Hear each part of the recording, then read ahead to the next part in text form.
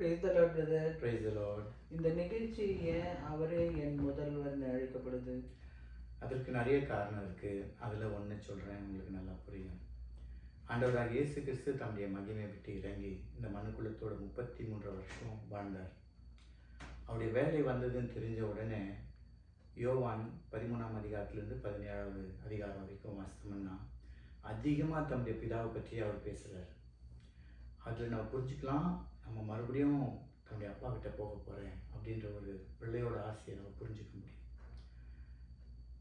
மறுநாள் நடக்க போகிற உபத்திரவங்கள், அதுக்கப்புறம் அவருடைய பாடுகள், இதையெல்லாம் நினச்சி ஒரு பக்கம் துக்கத்தை நாம் வாசித்தாலும் கூட இன்னொரு பக்கம் அப்பா கிட்ட போகிறேன்ற ஆர்வம் அவர்கிட்ட நிறைய இருக்குது. ஆனால் அப்போஸ்தலர் 3ஆம் அதிகாரம் 26வது வசனம் என்ன சொல்லுதுன்னா, அவர் உங்கள் எல்லோரையும் உங்கள் பொல்லாங்குகளிலிருந்து விலக்கி உங்களை ஆசீர்வதிக்கும்படியாக தேவன் தம்முடைய பிள்ளையாக இயேசுவை எழுப்பி முதலாவது உங்களிடத்திற்கே அனுப்பினார். அப்போது அந்த ஆசையெல்லாம் விட்டுட்டு முதலாவது உங்களையும் என்னையும் பார்க்க வந்தார்னா அவரை தவிர நமக்கு யார் முதல்வராக இருக்க முடியும்? ஆமென். ஆமென்.